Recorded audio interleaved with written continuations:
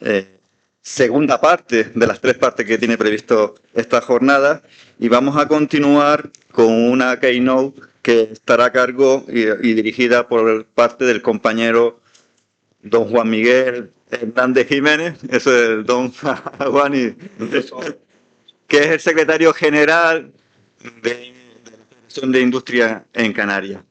Igualmente invitamos a que se una a la mesa doña Julieta Salemger, que ya está presente, el señor don Francisco Manchado, que viene en representación de la Viceconsejería de Educación de la FP, y José Ramón Rodríguez Alberto, el director general de Trabajo del Gobierno.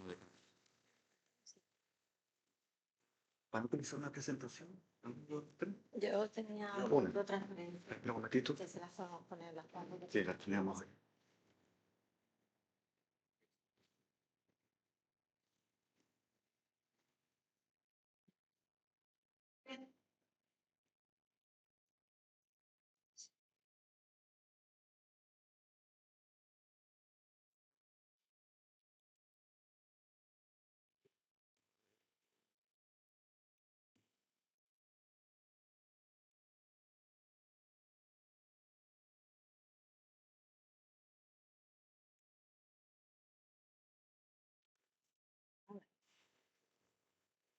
Listo.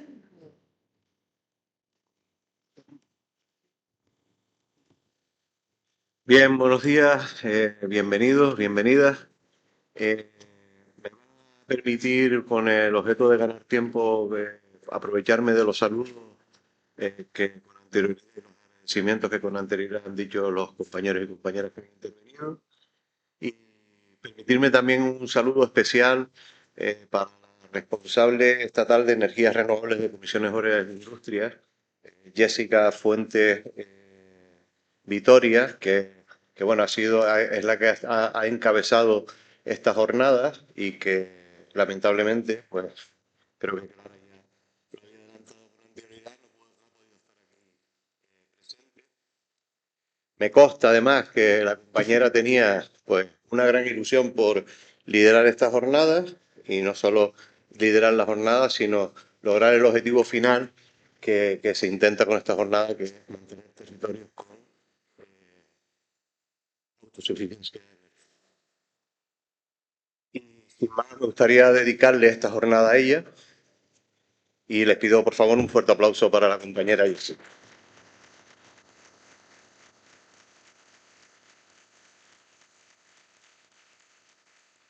Bueno, la eólica offshore representa para Canarias algo mucho más que pues una nueva fuente de energía renovable y supone una oportunidad estratégica de transformar social, económica e industrialmente nuestro archipiélago. Pero el verdadero impacto diferencial que tenemos con la capacidad de generar actividad económica y empleo cualificado, la cadena de valor eólica offshore moviliza sectores muy diversos: ingeniería, construcción naval, logística portuaria, sectores como la digitalización, mantenimiento, formación técnica e investigación. Esto abre la puerta a nuevas oportunidades para empresas locales, universidades y centros tecnológicos. Y de todo ello, pues vamos a hablar con los invitados en esta mesa. Ya se ha presentado con anterioridad a la viceconsejera de Transición Ecológica y Energía del Gobierno de Canarias, tenemos también al viceconsejero Francisco Rodríguez Machado, viceconsejero de Formación Profesional y Cualificación Profesional, y al director general de Trabajo, que está aquí sentado a mi derecha, José Ramón Rodríguez Alberto. Pues sin más, comenzamos con la mesa, y la primera pregunta para la viceconsejera es: ¿cómo valora actualmente el grado de preparación de Canarias para el desarrollo de la tecnología offshore y cuáles son los principales objetivos de Canarias en los años futuros? Muchísimas gracias. Antes de pasar a contestar a la pregunta. Perdón. Les voy a pedir, por favor, que ajustemos el máximo posible el tiempo que tenemos marcado, porque vamos un poquito retrasados y hay compañeros y compañeras que vuelan a diferentes lugares de España. Muy bien. Gracias. yo quería ponerles dos o tres transparencias nada más antes de empezar a hablar para ver un poco de qué estamos hablando cuando hablamos de ese proyecto piloto del que hablábamos antes, de esa convocatoria piloto para ser el primer parque comercial de España situado en Canarias. Estábamos hablando de un parque de unos 220 megavatios. Se habla también en unos inicios de tener algo parecido a una escala un poquito menor por las dificultades en Tenerife. Para que se hagan una idea, pues en Tenerife sería un parque eólico mucho más cerca de la costa, porque la batimetría cae en picado en la zona de Granadilla y eso pues dificulta la cantidad de los generadores que se pueden ubicar. Ambas zonas están muy afectadas por servidumbres aeronáuticas, lo cual también ha obligado a recolocar las zonas y al principio, esta mañana les comentaba que estábamos hablando solo de Gran Canaria. ¿Por qué? Por lo que les decía, entre otras cosas, esta mañana, porque es el único que ahora mismo garantiza que se pueda tener el almacenamiento para poder evacuar la energía. La buena noticia es que efectivamente hace un mes aproximadamente hemos logrado desbloquear con el Ministerio el salto equivalente en Tenerife, que sería en Wimar. Pues estamos hablando de un proyecto que tiene una expectativa de terminarse de construir en el 37.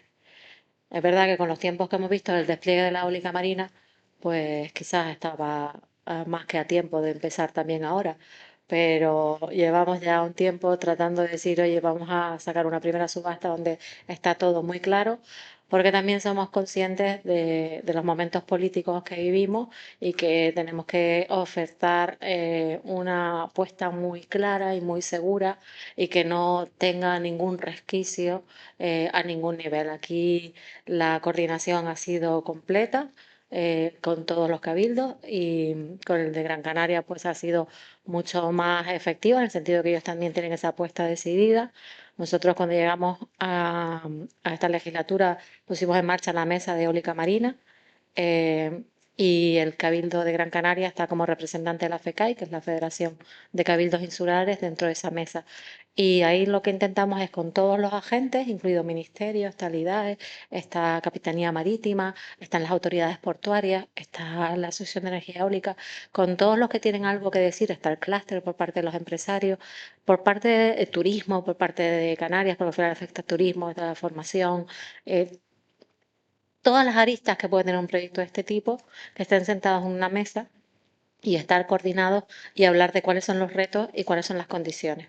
Nosotros lo que estamos pidiendo para este parque, esto es una posible configuración de ese parque.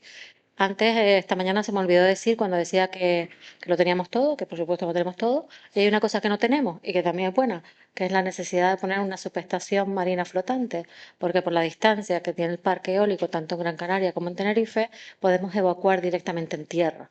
Entonces, esto iba un poco a lo que les decía antes, esa competitividad que tiene el parque eólico en Canarias frente a otras zonas y sobre todo la necesidad, no voy a ahondar en ello.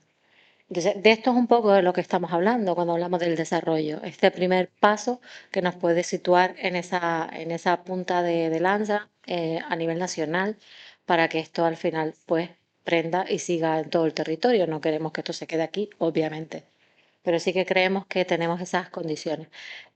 Más allá de lo que les decía, pues hemos estado junto con el Cabildo, con el sector pesquero. Aquí no hay pesca de arrastre, hay una pesca artesanal. Nosotros hemos pedido a Capitanía Marítima que se deje pescar dentro de la zona del parque, porque las distancias entre los molinos son muy grandes y permiten con siempre y cuando vos puedas más o menos tener unas balizas alrededor de las catenarias muy claras, que hay zonas en las que no se puede entrar, puedas navegar por dentro del parque sin tener peligro de tropezarte con ningún cable, vamos a decirlo así un poco de forma coloquial. Entonces, todo esto es un poco lo que se trabaja en la mesa eólica. Y esa es un poco nuestra situación en la actualidad. Nuestra situación de partida, cuando hemos hablado con otras comunidades autónomas, también con bastante franqueza, nos dicen, bueno, pues Canarias está mucho más preparada porque hemos hecho todo este camino que no se ha hecho en otros sitios. Con lo cual, creemos que estamos en esa predisposición de decir, tiene que ser y tiene que ser ya. Y ahora, como todos han querido ser muy disruptivos, pues tendré yo que serlo también un poquito. Estamos un poco cansados. O sea, decimos, lo tenemos todo, hemos estado trabajando, nos hemos preparado, llevamos trabajando una década en energía eólica marina en Canarias. Yo hablo de principio de legislatura, pero yo hice el primer estudio del despliegue de la eólica marina y soy profesora de la universidad hace 10 años para el Gobierno de Canarias. Llevamos trabajando muchísimo tiempo. Han habido empresas que por el camino han abandonado, pero es que es normal, es que no podemos anunciar algo hace 10 años y pensar que las empresas van a estar de brazos cruzados diciendo, sí, sí, ya dentro de 6 meses, dentro de 6 meses. Hemos perdido el tiempo y una oportunidad. Y a mí me da mucha rabia porque es que creo que España, y en especial yo voy a mirar para Canarias, que es donde estoy ahora, es especialista en perder trenes. Lo que pasa es que este tren no lo ha perdido por culpa del Gobierno de Canarias, lo ha perdido porque el Ministerio no saca la tan manida subasta. Llevamos 10 años dándole vueltas a lo mismo. Entonces yo creo que ya es hora de que se saque. Yo creo que ya, no, que ya había sido hora hace 2 o 3 años de que se sacara. Y ahora estamos pues, en esta situación, parques eólicos, como algunos que van a ver, que se presentaron con el antiguo Real Decreto y que ahora quedan un poco en el limbo y no se sabe. Parques eólicos experimentales por debajo de 50 megavatios, muy bonito, precioso. ¿Cómo se financian? ¿Quién los paga? Mm, Incertidumbre absoluta. Si la ley te lo permite, ¿qué condiciones le das a esos parques? No hay nada escrito. Eh, es unas condiciones de incertidumbre. Nos ponemos en la hoja de ruta de 1 a 3 megavatios, de 1 a 3 gigavatios en el PNIEC y hace unos meses ratifican que 3 gigavatios para el 2030. Estamos en el 2026, cuando sabemos que los plazos para construir un parque eólico con suerte son 10 años. El otro día hicimos un análisis que se me cayó el alma al pie y vimos que los tiempos de procedimiento sin empezar a construir, tal y como estaba respondiendo el Ministerio, se nos iban a 10 años, porque solamente para responder a si es compatible un proyecto con la estrategia marina o no, se han pegado los últimos expedientes más de 2 años. No podemos seguir así. No podemos seguir así. Claro que decían, oye, un ministerio del mar, una consejería del mar, pues claro, me encantaría tener una consejería del mar, pero es que no tenemos las competencias en Canarias para hacer nada o prácticamente nada relacionado con el parque eólico. Podemos hacer todo lo que estamos haciendo. Podemos hablar con el Cabildo se alinea, hablamos con los pescadores, la paz social, todo esto lo podemos hacer, pero no podemos convocar una subasta y no podemos garantizar las evacuaciones porque lo tiene que hacer Red Eléctrica y eso es mediante una orden del Ministerio. Claro, nosotros podemos hablar con todo el mundo y todo el mundo está alineado, pero hay que pasar, como decía Raúl, y toda la razón, de la teoría a la práctica. O sea, hay que hacerlo. En su día, con Teresa Rivera, habíamos llegado a un buen acuerdo, creo, que era tener una convocatoria piloto para un parque comercial en Canarias. Y eso nos daba un poco la ventaja competitiva de decir, oye, le planteamos, tú no te la juegas con 1 gigavatio, que si hoy sale algo mal en el procedimiento, pues al final es un problema. Pruebas el procedimiento en Canarias con un solo parque, en una escala mucho más pequeña, y bueno, ese era el entendimiento a la que habíamos llegado. Pero luego hubieron cambios en el ministerio y distintas circunstancias, que no voy a entrar ahora, pues todos sabemos, cambios, apagones, lo que sea. La conclusión es que al final pasa el tiempo y no sabemos nada más. Sí, estamos en ello, pero claro, estamos en ello. Yo lo que veo es que estamos en ello y que el final de la legislatura cada vez se acerca más. Entonces, estamos en ello y la línea cada vez está más cerca de nosotros. Eh, Hombre, creo que se está perdiendo una oportunidad, de verdad. Ya no es porque estemos en Canarias, ya no es porque sea representante del Gobierno de Canarias, es que creo que estamos perdiendo una oportunidad de Estado. Canarias estaba llamada a ser la punta de lanza. Pero es que tenemos una industria impresionante en España trabajando para otros países. Es una oportunidad perdida a nivel industrial y a nivel de diversificación de la economía. Yo, como técnica, estoy en un cargo político, pero tengo un background profundamente técnico, no consigo explicar cuáles son los condicionamientos que están llevando a que esto no se haya acelerado, como creo que se tendría que haber acelerado en el Ministerio y no estemos ya ante una subasta inminente, que no lo estamos. Me gustaría pensar que sí lo estamos, pero no lo estamos. Entonces, bueno, de aquí a final de año saldrá de aquí, ya, y todo, yo creo que todos vemos el telediario, no hace falta que les cuente pues cómo están las cosas. Entonces, y lamentablemente creo que estamos en una situación de oportunidad perdida. Y creo que España no está como a perder muchas oportunidades. Y Canarias, menos. Sí. Consejero, ante el crecimiento previsto de la tecnología eólica offshore en Canarias, ¿Cómo puede el sistema educativo de formación profesional anticiparse a las necesidades de talento y cualificación profesional, anticipándose a las necesidades de talento y cualificación que demandará el sector en los próximos años y qué importancia tiene para garantizar que el desarrollo de la eólica offshore genere empleo local y oportunidades reales para los jóvenes canarios? Bien, buenos días. Para intentar ajustarme a tiempo, obvio los saludos, los agradecimientos y demás, y los hago extensivos a los que ya estaban. Bien, vamos a ver. Yo como viceconsejero de formación profesional, cada vez que tenemos un problema, lo primero que hago es aplicar una máxima que siempre he tenido en mi trabajo, que es visión global, acción local. Es decir, necesito tener una visión muy amplia de la situación y luego tener claro qué parte me corresponde. Voy a empezar por lo más simple. ¿Qué va a ocurrir cuando de repente, antes, que es lo que todos queremos, la eólica marina sea una realidad? Pues que como mínimo, de cada 10 empleos, 7 van a ser para personas cualificadas en formación profesional. Como mínimo. Por tanto, lo primero que tenemos que tener es esa previsión de ir avanzando hacia tener ese personal cualificado, porque es una oportunidad sin duda. Bien, eso por un lado. Pero como gestor, porque decía la compañera, nosotros venimos del sector, o sea, somos personas que el campo que estamos desarrollando lo conocemos bien, en profundidad. La formación profesional, yo llevo en la formación profesional prácticamente toda mi vida, por lo menos desde que lo que es, iba a decir, desde mi vida de estudiante hasta mi vida profesional. Entonces, algo que conozco en profundidad. Por tanto, me considero más un gestor que un político. Y aunque evidentemente tenemos un puesto político y una responsabilidad, pero como gestor, yo no vengo aquí a decirles qué hay que hacer. Lo importante de un gestor es decir cómo hay que hacer las cosas. Porque en el qué todos nos ponemos de acuerdo. La clave es cómo lo podemos hacer. ¿Y cómo hemos hecho en Canarias para cambiar o revertir la situación que teníamos? Pues lo primero que tú tienes que hacer cuando quieres cambiar algo es tener la foto del momento en el que partes. Y hace 3 años nosotros hicimos una foto en Canarias de cómo estaba la formación profesional. Y dijimos, teníamos claro lo que teníamos que hacer, que es fundamentalmente y resumiendo, responder a las necesidades del mercado, porque la formación lo que necesita es generar empleo, formar a las personas para que encuentren un puesto de trabajo. Y por tanto, lo primero que hicimos fue fijarnos en 3 elementos claves.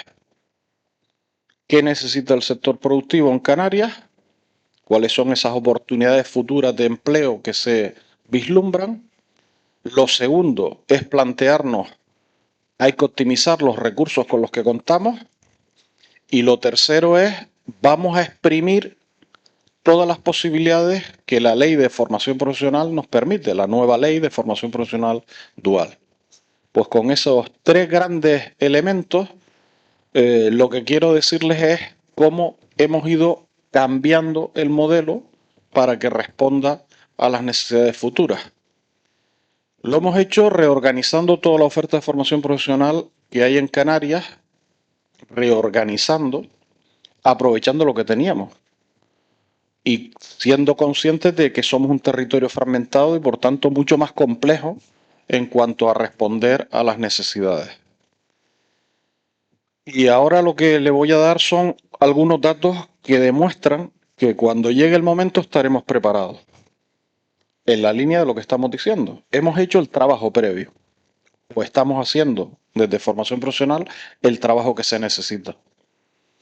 ¿Por qué? Porque teniendo esas 3 ideas muy presentes, de escuchar, observar, analizar lo que se necesita,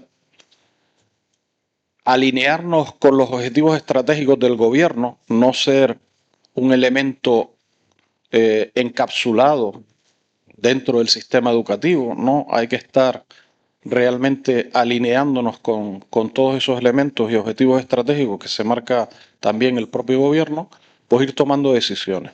Y esas decisiones han hecho que en solo 3 años en Canarias la formación profesional haya crecido en más de un 10% en cuanto a oferta y alumnado, que esa es la clave, porque lo fácil es crecer en oferta, pero que no sea lo mismo en alumnado, porque entonces no está siendo eficiente. Pero además, desde el minuto 1 teniendo claro 2 elementos. Uno, que si queremos hacer realidad ese mantra que se viene diciendo toda la vida de hay que cambiar, ¿no? O ampliar las oportunidades de empleo o el motor o el tractor de la economía canaria, donde había que poner el foco en el sector industrial.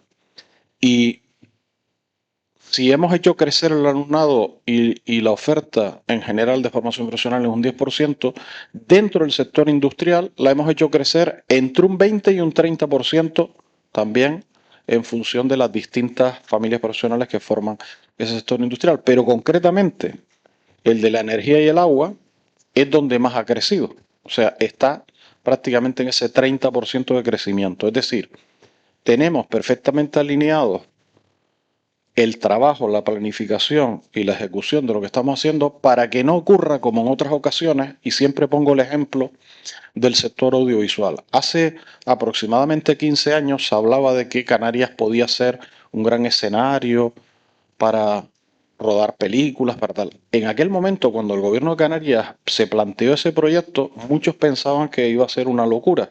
La realidad es que hoy Canarias es ese gran escenario, factura muchísimo por ese ámbito, pero no se acompasó en la misma medida la formación de personal cualificado que respondiera a ese sector. Y muchas de las empresas que vienen a Canarias a realizar pues producciones o lo que sea, se ven con dificultades en conseguir ese tipo de perfiles técnicos, porque al final siempre en todos estos grandes proyectos que se barajan pues ingentes cantidades de dinero, cuando se va a ejecutar las cosas hay personas detrás y yo insisto, miren esa proporción. Normalmente de cada 10 puestos de trabajo que se generan en cualquier sector, normalmente la mano de obra cualificada en formación profesional como mínimo está en torno al 70% de los trabajadores que se necesitan. Por eso, desde el minuto 1 del gobierno de Canarias entendimos que la mejor herramienta para transformar Canarias social y económicamente es la formación profesional. Y por eso hemos hecho esa apuesta tan grande y se está haciendo desde el gobierno, evidentemente, para, insisto, no solo decir qué tenemos que hacer, sino cómo hacerlo y sobre todo evaluar los resultados, comprobar que los datos nos dicen que vamos por el camino correcto. Insisto, datos que en tan poco tiempo dan esos resultados, creo que es que hemos alineado y hemos hecho el trabajo previo que se nos pide para dar respuesta a ese cambio de cultura, ¿no? Y luego otro elemento muy importante que también se ha hecho desde la formación profesional y que tiene que ver en gran medida con encontrar personal cualificado, que es luchar contra la tasa de abandono escolar temprano y el desempleo juvenil. O sea, Canarias no es normal que tenga una tasa de desempleo juvenil que es de las más altas del territorio nacional y que en cambio, si uno escucha a las empresas, lo que te dicen es que no encuentran trabajadores. Pues la formación profesional es una herramienta perfecta para luchar también contra eso. Y nosotros hemos hecho crecer también muchísimo lo que es una oportunidad de oro para las personas que están en edad escolar, que no encuentran que la secundaria sea su salida y gracias a la formación profesional a través de los ciclos formativos de grado básico están obteniendo una salida y un camino y vislumbran que la formación profesional puede ser su futuro y lo que les dé de comer, como digo yo, ¿no? Entonces, en esa línea sí que estamos, creo, la formación profesional adelantándonos a lo que va a ocurrir. Lo que pasa que de las ponencias que he escuchado, pues claro, yo me quedo con esa idea de visión global y hay datos que me dejan patinando. Y digo patinando, ¿por qué? Porque mm, aunque yo sea un administrador público, mi mentalidad es de gestor empresarial y todas las leyes suelen fracasar porque obvian dos principios básicos que cuando se quiere innovar son fundamentales. En la ley de formación profesional están implícitos en la ley, pero las comunidades autónomas que no tengan presente eso desde el minuto uno fracasarán en su desarrollo de la ley, que son agilidad y flexibilidad. Si la administración no consigue ser ágil y flexible, se dijo, por ejemplo, cuando se tengan que aprobar los proyectos, no puede ser que se estén tocando 40 ventanillas distintas, por ejemplo.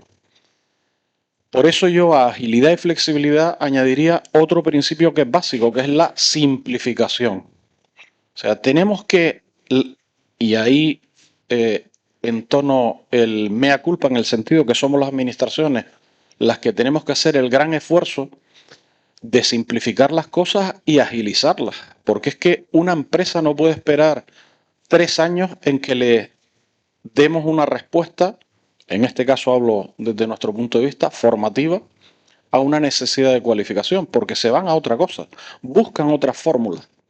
Y eso se puede ver en el día a día de todos los sectores. Yo pongo un ejemplo, no tiene nada que ver con lo que estamos hablando ahora, pero miren, me imagino que muchos de ustedes habrán ido por ahí de viaje, de vacaciones, y cuando uno se iba, si han tenido la suerte de ir alguna vez al famoso Caribe, pues recordarán en esas visitas que todos los hoteles tenían el hotel para los turistas y al lado otra edificación, otro hotelito más pequeño para los empleados. Y a uno le llamaba la atención, ¿no? O sea, mira, claro, es que está tan mal el tema de la vivienda, está tan mal el tema...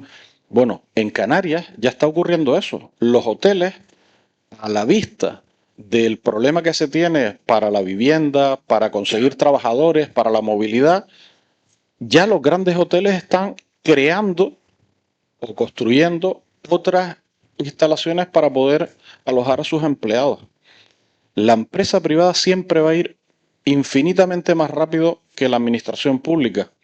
Y la administración pública tiene que hacer el esfuerzo, si quiere ser realmente competitiva a su economía, tratar de responder con la mayor agilidad, con la mayor flexibilidad y con la mayor simplificación posible el que el crecimiento económico sea una realidad, alineando todos los elementos que en ellos se ven afectados.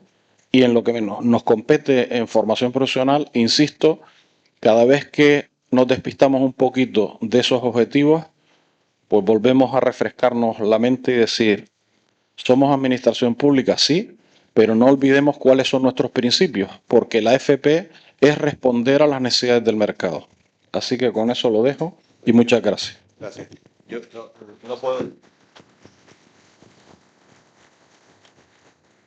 no puedo evitar hacer un comentario con respecto a lo que planteabas de la tasa de paro joven y la queja de los empresarios en cuanto a que no hay trabajadores. Y claro, todo esto tiene un matiz, ¿no? O tiene una posible solución que pasa inudiblemente por proyectos de vida que puedan tener esos jóvenes. Comentabas también con la vivienda, eso es uno de los principales motivos, pero también salarios decentes, que, bueno, pues toca de recordar que en Canarias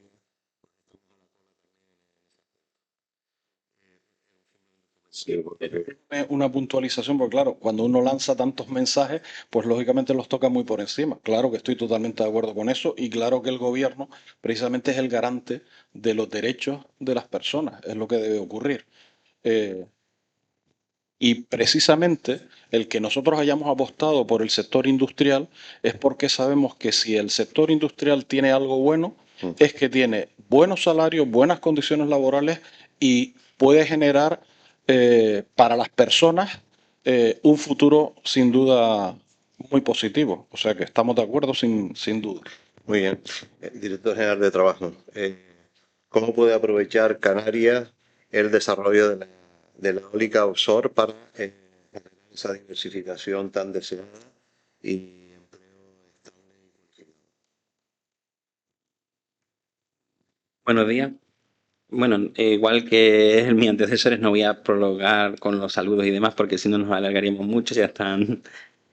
Y antes de responder a tu pregunta, quería señalar que efectivamente Canarias tiene esa brecha salarial a lo mejor con el resto de comunidades autónomas, pero hay que también recordar que, según los propios informes de los sindicatos, en Canarias estamos subiendo por encima de la media los salarios en los convenios, es decir, gracias a la acción sindical y al acuerdo con las patronales, los convenios cada vez van como mejor con los sueldos, con lo cual quiero también agradecer tanto a una parte como a la otra esos acuerdos donde efectivamente los salarios van subiendo. Y respondiendo a tu pregunta, siento, pero es que respondiendo a tu pregunta, la diversificación es fundamental, es decir, no podemos, lo que se dice vulgarmente, no podemos poner todos los huevos en la misma cesta, porque si no, si la cesta se rompe, pues...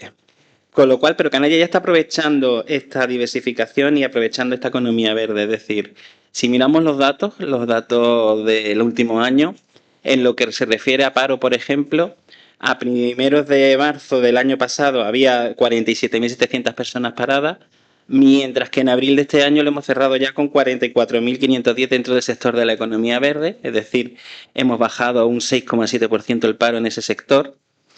Y además, por otra parte, la afiliación a la Seguridad Social ha subido bastante, es decir, desde el año pasado que había 184.000 personas afiliadas a este sector, ahora ya hay 194.000, es decir, hemos subido 10.000 personas en un solo año.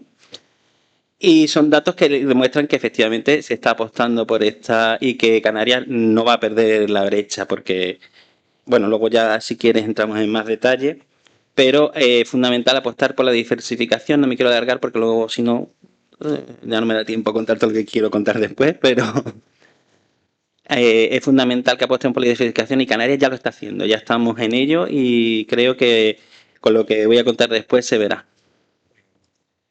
Más salario. Viceconsejera, ¿qué prioridades se han marcado para garantizar que el desarrollo de la eólica offshore genere un impacto positivo y sostenible en el territorio?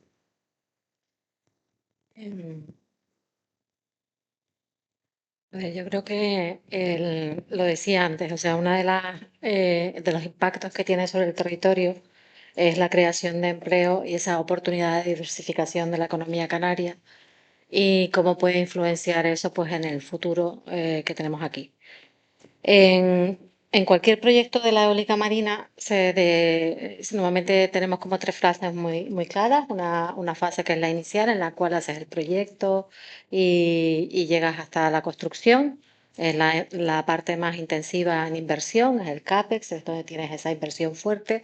Nosotros hemos estimado, para que se haga una idea, que aquí hay algunos tecnólogos que probablemente me corregirán, pero hablando de números muy gordos y muy redondos, una inversión de un parque como el que estábamos planteando puede rondar, estar cercano a los 1.000 millones de euros, pero como cuando hemos hecho el estudio de cuál es el impacto socioeconómico, hemos visto que el PIB generado por ese parque es muy cercano. O sea, estamos hablando de un PIB alrededor de 800, 900 millones de euros. Y yo me pregunto cuántas inversiones hay que generen casi tanto PIB como, o sea, que prácticamente por euro invertido retornas un euro en PIB. Creo que no hay muchas. Eso creo que pone de manifiesto la clara oportunidad de desarrollo socioeconómico que significa esto para Canarias, pero también para España, porque la mayor parte de ese PIB no se va a generar en Canarias, se va a generar en España, donde está la cadena de valor, y aquí hay varios tecnólogos, no voy a nombrar algunos y otros no, pero donde aquí tenemos los puertos, aquí tenemos todo lo que decía antes Alejandro, gracias a Plocam, pues esa cadena local, pero no cabe la menor duda Navantia, por nombrar uno, está los grandes desarrolladores de turbinas, los turbineros, todas las grandes infraestructuras no están en Canarias. están afortunadamente en España. Algunas nos vamos a tener que ir a península, más allá de la península, nos tendremos que ir a Europa, porque las turbinas ya no están tampoco siendo fabricadas en España. Pero sí hay muchas partes de esas turbinas, las superestructuras están siendo fabricadas en España, las cadenas están siendo fabricadas en España. O sea, tenemos una industria puntera. Entonces, de esos casi 900.000 millones de euros, pues estimamos que entre 800 y 550 sería PIB nacional y el resto canario. ¿Y por qué esos bandazos tan altos? Porque va a depender de lo que hagamos, de lo que seamos capaces de hacer. Estamos estimando que podemos estar hablando de en torno de más de 8.000 hasta más de 6.000 empleos creados, directos, indirectos, inducidos y no todos de nueva creación. Yo no quiero titular mañana, pero ese es el nivel de empleo que estimamos en esta fase a nivel nacional. En Canarias estimamos que podemos absorber la mitad de esos empleos. ¿Y por qué ese rango? No sé, estaríamos hablando de 4.000 y pico a 2.000 y algo, ¿no? Que es la mitad de lo que acabo de decir. Ese rango será el escenario en el cual nos movamos si nos preparamos mejor y tenemos una cadena de valor más nacionalizada, seremos capaces de crear más empleos locales y más empleos españoles. Si dependemos mucho de tecnología extranjera, de fuera de España, pues parte de ese beneficio y de esos empleos se van a ir fuera. Con todo estamos hablando de una parte importantísima. Y luego cuando anualizas esos empleos, pues te vas al orden de unos 1.200, 1.000 empleos fijos que podrían quedar anuales en ese periodo. Luego nos vamos al siguiente periodo, que es el más largo, 25 o 30 años de explotación, la parte de OPEX, que se llama la operación y mantenimiento. Bueno, pues ahí estamos estimando unos 200 empleos, esos son fijos, a 200, a 25 o 30 años, de la cual la mitad estamos estimando que pueden ser canarios, con las capacidades que hemos visto que tenemos en los puertos, que tenemos en las cadenas locales. Si esas cadenas locales se mejoran, el empleo canario podría absorber más parte. Es verdad que en general la parte de mantenimiento estimamos que todo va a ser nacional. Y la parte última de todas, cuando ya te toca desmontar el parque, que es la más cortita en tiempo, ahí sí estimamos que las capacidades estarán plenamente desarrolladas en Canarias y estamos hablando de unos 300 puestos de empleo demandados. Ojo que siempre lo digo, que esto es directo, indirecto e inducido y no todos son de nueva creación. Pero estamos hablando de unas inversiones muy importantes y de un retorno en PIB importantísimo y de un retorno en creación de empleo muy importante. En la medida que nos preparemos mejor nuestras empresas, nuestra formación, podemos captar más de eso y ahí estamos. Y desde luego la buena noticia es que, entre comillas, ¿no? Que lo que no captemos aquí mayoritariamente va a ser captado a nivel nacional, porque sí que es verdad que a nivel nacional la cadena de valor se ha preparado y de hecho son los principales que están abasteciendo a los proyectos de fuera. A mí lo que me da pena es que están abasteciendo a los proyectos de fuera y que no tengamos proyectos dentro. Creo que ya toca, ¿no? Pero esto es para que se hagan una idea de que aún no estamos, digamos, estos dibujos y un poco todo abstracto, el impacto real que puede tener en la economía canaria. Y al igual que comentaba el compañero, pues industrias nuevas como la cinematográfica pues se desarrollaron en Canarias en la última década. Esta podía haber sido otra de las que ya se hubieran estado desarrollando, pero yo espero que por lo menos empiece ya el pistoletazo de salida y en la próxima década vengamos aquí y en algún día digamos, oye, pues verdad, este empleo se creó, este es el PIB que ha quedado en Canarias, este es el PIB que ha quedado en España, porque insisto, es el pistoletazo de salida, pero el potencial en España, en la cadena de valor que hay española, es inmenso, lo están demostrando día a día yéndose a Dinamarca, a Francia, a Gran Bretaña, a aquellos países, a Alemania, que son los que están desarrollando eólica marina, porque España de momento no lo está. Pero creo que ese es la vueltita que a mí me gustaría ver a la vuelta de la esquina, de decir, oye, pues sí, es verdad, empezamos a desarrollar y a tener nuestra cadena de valor operando efectivamente en Canarias y creando esos puestos de trabajo aquí de forma local. Gracias. Vicente, ¿qué papel considera que debe desempeñar la formación profesional para preparar a Canarias ante las oportunidades laborales vinculadas a la tecnología Bueno, sí quise responder así muy rápido en la primera a todo, porque dije, insisto, yo creo que mi papel no es responder al qué, sino al cómo, ¿no? Al cómo hacerlo. Y creo que estamos en el camino para responder a la eólica marina y a cualquier otra tecnología o proyecto que se vislumbre como una oportunidad. Eh, Insisto, la clave está en tener esa visión global y en tratar de adelantarte a las circunstancias. Y exprimir, insisto, porque las normas mm, normalmente están muy bien construidas, pero quizás no tan bien aplicadas. Eh, y vuelvo con los datos que me llaman la atención, ¿no? O sea, hay un Real Decreto del 2024, estamos ya en el 2026 y del papel a la realidad, insistiendo un poco en que se hagan cosas, ¿no? Y es que yo insisto, desde el punto de vista eh, empresarial y desde el punto de vista de la velocidad a la que va la vida, la administración no puede seguir con esos tiempos en general, ¿no? Otro dato que me llamó la atención es, creo que lo puso el representante de Iberdrola, me parece que es Alemania desde el 2017 ya con una, eh, no sé si era una planta, un proyecto piloto o qué era exactamente, pero ya estaba funcionando. Es decir, prácticamente 10 años de delantera, pero es que cuando escucho que se tardarán 10 años en poner en marcha lo que ahora todavía estamos esperando, quiere decir que el retraso va a ser de 20 años. Eh, y yo insisto, tenemos que procurar entre todos, porque se habló mucho también de las colaboraciones, es verdad, Canarias tiene una ventaja.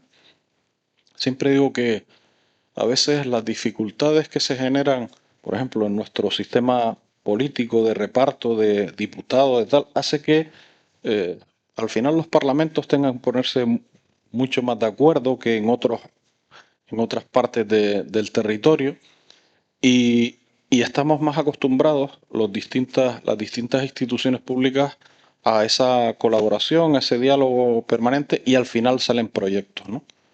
Pero es verdad que a veces te topas con problemas eh, que son insalvables y y que impiden que las cosas se pongan en marcha. Me he salido bastante de la pregunta, perdónenme, pero es que claro, cuando asisto, porque me gusta asistir, sobre todo escuchar mucho, soy inspector de educación y los inspectores escuchamos y observamos mucho. Y, y creo que es muy importante poner oído a cómo se mueve el mundo, cómo se están desarrollando las cosas, porque si luego tú quieres dar respuesta, que el papel de la formación profesional es ese, tratar de dar respuesta, pues tienes que saber por dónde van las cosas, ¿no?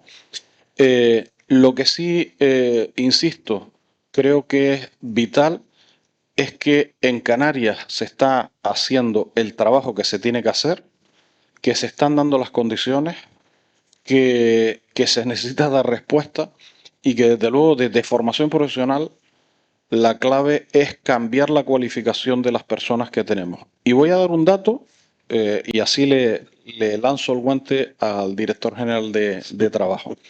Miren, cuando yo tomé posesión del cargo como viceconsejero, lo primero que hice fue mirar los datos de desempleo juvenil y de desempleo en general.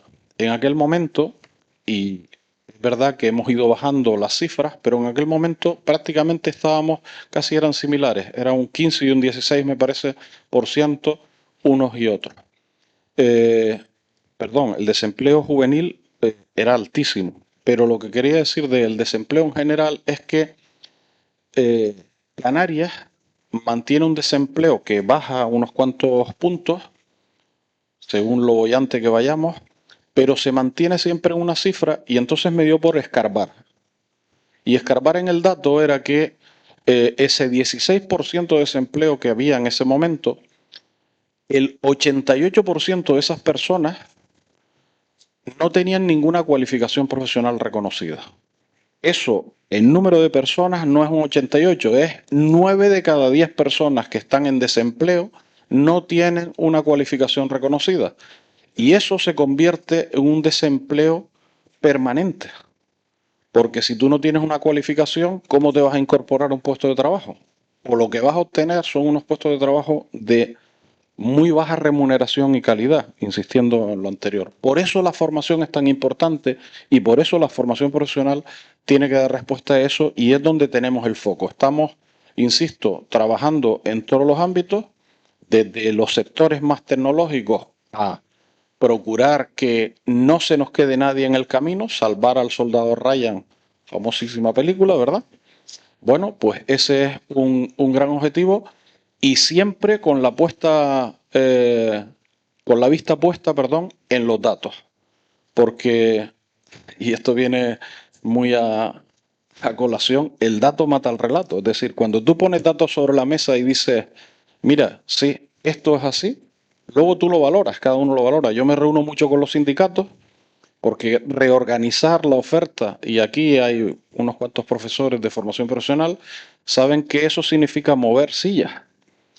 Y hay que explicar el por qué, a qué tenemos que dar respuesta, cómo lo podemos hacer garantizando el empleo de las personas, pero realmente dando respuesta a nuestro objetivo, que insisto, es responder a las demandas que reclama el sector productivo y propiciar o facilitar a las personas una formación que les permita incorporarse al puesto de trabajo.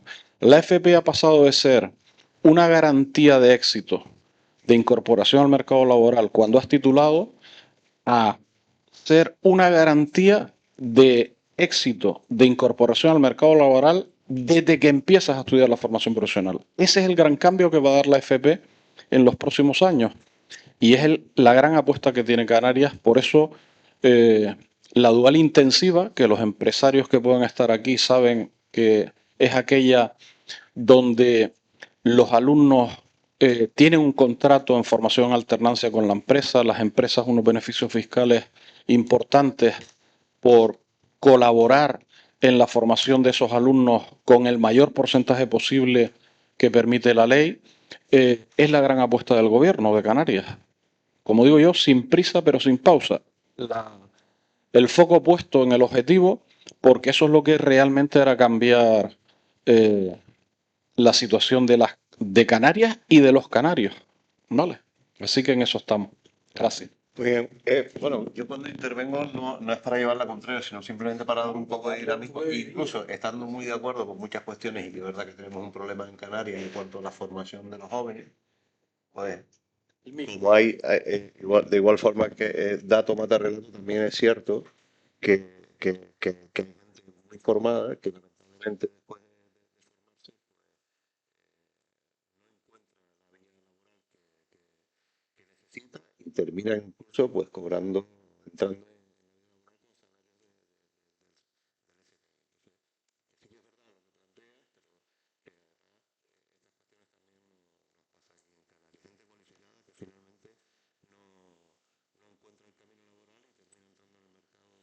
el salario mínimo interprofesional. Me lo ponen, no voy a decir cómo, pero es que Julieta es profesora universitaria. La formación profesional pasó a la universidad por la derecha hace mucho tiempo. ¿Por qué? Porque el gran problema que tenía la formación profesional era que era una vía, y antes hablamos de trenes, una vía sin retorno, sin salida, casi una vía muerta. Cuando alguien hace muchos años, yo ya tengo pues 60 añitos, quiero decir que llevo ya tiempo en este cotarro, cuando uno iba por la vía de la formación profesional era casi, insisto, una vía muerta. El gran cambio de la FP es que ya no es una vía muerta, una vía alternativa que se puede incorporar a cualquier otra. Yo siempre pongo el mismo ejemplo. Hoy, un alumno de formación profesional básica, que son esos que les he dicho que son los alumnos que en la secundaria no iban a titular y que casi eran carne de cañón, por decirlo así, a lo mejor dentro de 10 años es un alumno que ya no era de la básica, sino que podría ser un doctor universitario. serían unos cuantos años más, pero lo que me refiero es, la FP, el único impedimento que tiene es al trabajo personal hoy en día. O sea, el esfuerzo personal te puede llevar a donde tú quieras.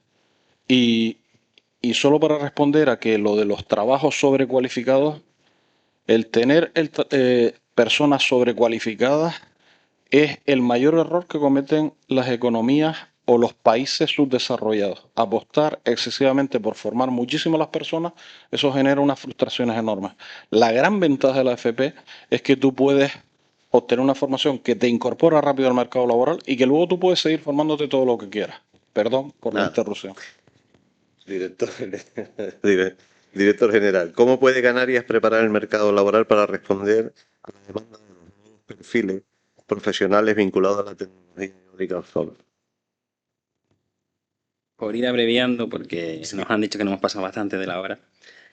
Tiene razón el viceconsejero que efectivamente falta mucha cualificación dentro de los desempleados. Es verdad que Canarias en los últimos 3 años ha pegado un gran bajón en cuanto a nivel de desempleo, pero sigue estando ese porcentaje de personas que les falta cualificación, con lo cual tenemos la herramienta del Servicio Canario de Empleo, porque es verdad que el 50% de las empresas dicen, vale, hace 3 años teníais 175.000 parados, ahora tenéis 145.000, pero nosotros seguimos sin mano de obra, el 50% se siguen quejando. Y dentro de ese 50% hay un 67% que es la construcción la que más se queja de que, oiga, que no tenemos mano de obra cualificada suficiente. Entonces, nosotros que podemos ser un poquito más ágiles que la formación profesional en cuanto a la adaptación y demás, sí que ya hemos visto el problema y nos hemos sentado, por ejemplo, con FEMEPA, FEMETE, Fundación Laboral de la Construcción, y le hemos dicho, oiga, yo tengo esto y ¿usted qué quiere? Esto, pues vamos a adaptarnos. Y estamos haciendo formación, hemos destinado formación a eso. Que es lo que creo que tenemos que hacer con todos y cada uno de los sectores, de sentarse y decir, oiga, ¿usted qué necesita? Porque a lo mejor yo estoy formando en pintura y resulta que usted ya no necesita pintores, que está cubierto. Lo que necesita es a lo mejor albañiles, por decir así. Entonces, eso es lo que estamos haciendo y ese creo que es la vía también para la eléctrica, porque claro, yo cuando he visto, por ejemplo, los 2 parques, digo, bueno, ahí hay que formar gente porque no tenemos gente para no sé qué. Ya estaba yo pensando ya en mi defecto de cómo lo hacemos, porque efectivamente cuanto más empleo de Canarias se pueda quedar en Canarias, mejor, que sí, que pueden venir nacionales, pero lo que podamos tener en casa, pues que se quede en casa. Y entonces creo que esa es la vía. Muy bien, gracias. Viceconsejera, ¿cómo prevé el gobierno de Canarias coordinar la planificación territorial, transición energética y desarrollo industrial en torno a la eólica offshore? A ver, un poco lo que estamos haciendo es, primero, intentar que la eólica offshore sea una realidad. Yo creo que llevamos mucho tiempo preparándonos, pero lo que necesitamos es que haya ya una subasta ya y podamos empezar a poner parques en el agua y es que lo que decía antes, que creo que llevamos preparándonos mucho tiempo. Más allá de la eólica comercial, tenemos una oportunidad en Canarias que también hemos visto que ha caminado con éxito, que tiene que ver más con la experimentación. Y ahí hemos tenido algunos parques, algunas máquinas eólicas en el agua. Ya lo comentaban antes desde Plocan, tenemos Instituto Tecnológico de Canarias, tenemos Plocan, tenemos los puertos. Em, Creo que esa alineación entre la formación universitaria, no universitaria, se ha hecho un análisis en donde también nos ha ayudado el clúster del marino marítimo. O sea, creo que hemos hecho ese análisis un poco de qué necesidades formativas son necesarias y ahí salen pues cosas. Yo siempre pongo un ejemplo muy curioso porque, bueno, por ejemplo, el botón, ¿no? Oye, pues se demandan soldadores submarinos y se están trayendo de Tailandia, o sea, me refiero, y cobran pues unos cuantos miles de euros mensuales. Yo quizás, si quieres, lo puedo decir porque quizás alguien se anima a ser soldador después de saber lo que cobran.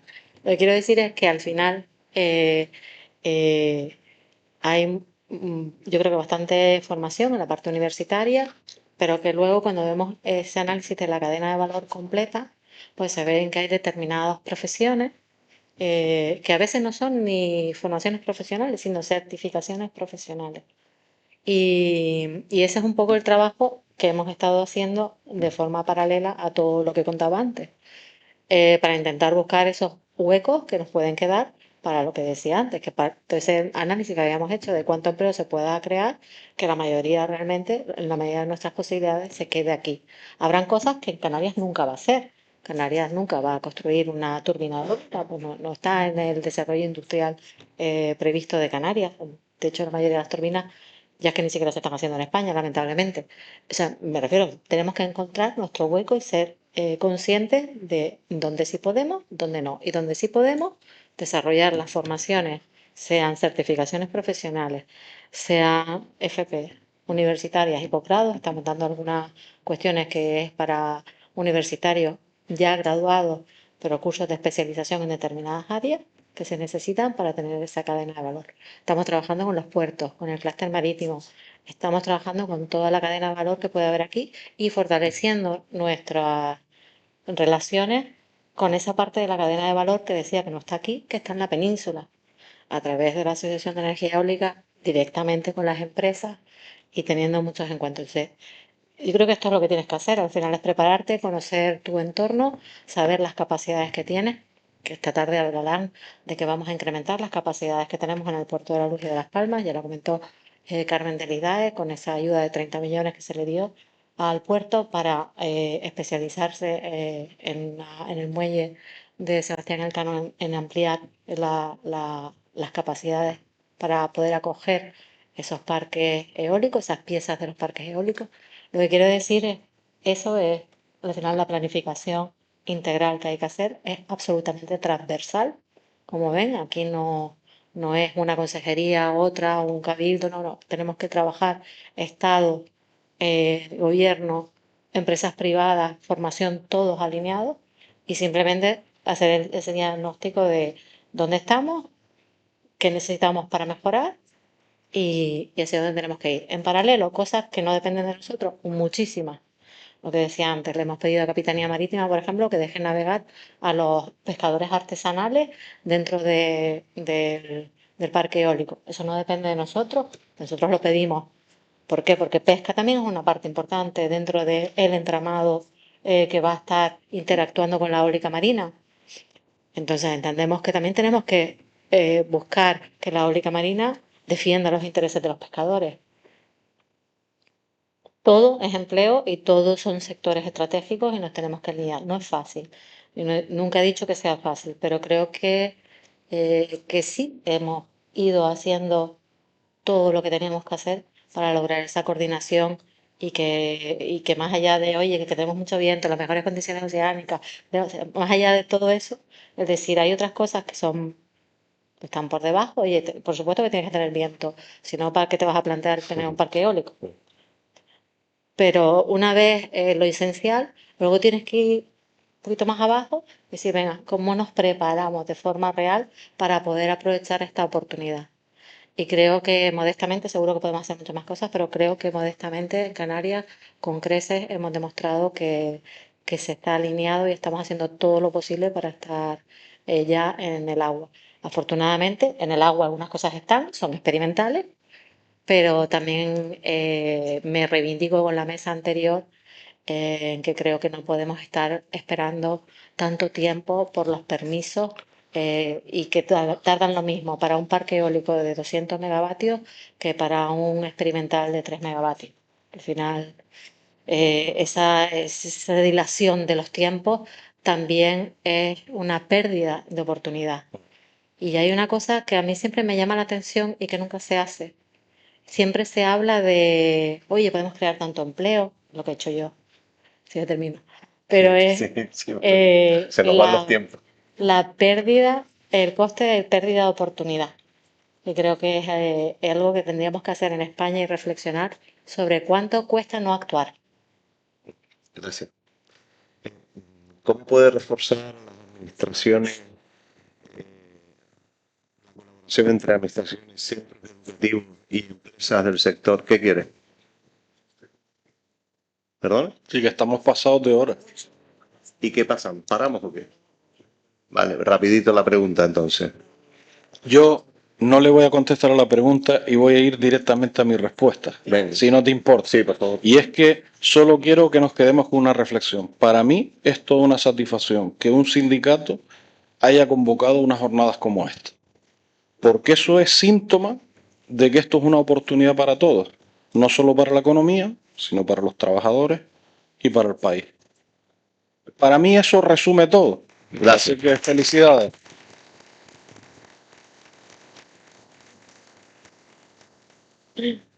Última pregunta, ¿es la que queda? ¿O no? No, venga, va. Lo siento. Tenías datos importantes. Vale. Bueno, pues toca.